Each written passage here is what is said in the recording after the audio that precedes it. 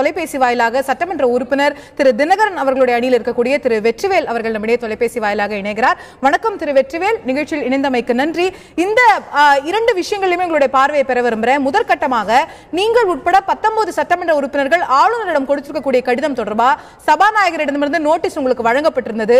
நீங்கள் கால அவகாசம் கேட்டதன் அடிப்படையில் தற்போது செப்டம்பர் 5ஆம் தேதி வரைக்கும் சபாநாயகர் உங்களுக்கு மேலும் அவகாசமும் கொடுத்திருக்கிறார். இந்த விஷயத்தில் சபாநாயகருக்கு உங்களுடைய இறுதியான பதில் என்னவாக இருக்கும் திரு வெற்றிவேல்? வணக்கம் அனைவருக்கும் வணக்கம்.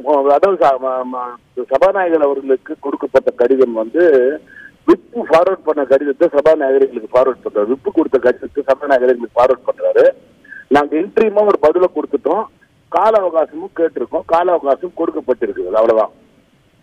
இதுல உங்களுடைய எக்ஸ்பிளனேஷன், உங்களுடைய தரப்பு வாதம் என்னவாக இருக்க போகிறது? அதிமுகவுடைய கொறடா திரு ராஜேந்திரன் அவர்கள் நீங்கள் சொன்னது போல நீங்க கொறடா உத்தரவுக்கு எதிராக செயல்பட்டிருக்கீங்கன்றது அவருடைய வாதமாக இருக்கிறது. உங்களுடைய எதிர்வாதம் என்னவாக இருக்கும்? கொறடா உத்தரவே எதுவுமே இல்ல. கொறடா உத்தரவு ஏற்கனவே நம்பிக்கைக்கு ஒரு தீர்மானம் வரும்போது இருந்தது. அந்த கொறடா உத்தரவு காலாவதி ஆகிவிட்டது.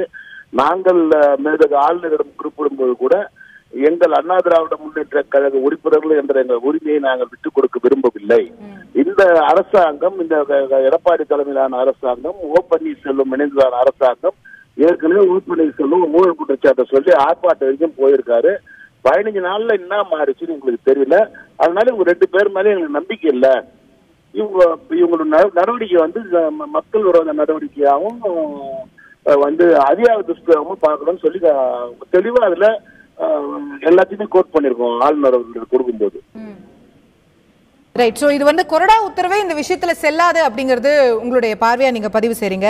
மற்றும் ஒரு விவகாரத்திலையும் நான் உங்களுடைய பார்வை பெற விரும்புறேன். திரு டிடிவி தினகரன் அவர்கள் இந்த செப்டம்பர் 12ஆம் தேதி பொதுக்குழுவே செல்லாது, அது சட்ட ரீதியான நடவடிக்கை எடுப்போம் அப்படின்னு சொல்லி திரு தினகரன் அவர்கள் அறிக்கையில சொல்லியிருக்கிறாரு. சட்ட ரீதியான நடவடிக்கை போது அடுத்து நீதிமன்றம் செல்லக்கூடிய திட்டம் இருக்கிறதா? அது போன்ற தகவல்கள் வருகின்றன. நீதிமன்றம் செல்ல போகிறீங்களா? அது உறுதிப்படுத்த முடியுமா? இல்ல, ஆலோசனை நடைபெற்று வருகிறது. எந்த மாதிரி நடவடிக்கை? ஒரு நீதிமன்றத்துல ஒரு தடையாணை அப்படிங்கிறது ஒரு வாய்ப்பா, அல்லது எந்த சட்டத்திலுமே இடம் நம்ம பொதுக்குழு கூட்டிருக்கு அவங்களுக்கு எந்த சட்டத்திலும் இடம் இல்ல. எல்லாமே அவங்க ஒரு அமைச்சரா இருக்கவங்க, முதலமைச்சரா இருக்கவங்க எல்லாருமே பொய்யா பேசுறாங்க.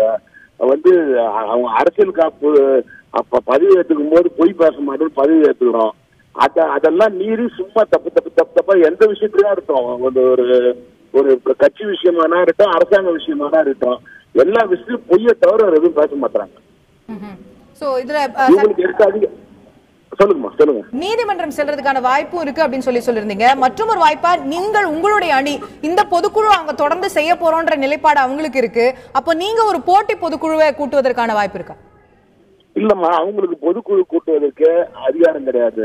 எந்த சட்ட விதியிலயும் அதிகாரம் கிடையாது. பொதுச் செயலாளர் மட்டும்தான் பொதுக்குழு கூட்ட முடியும்.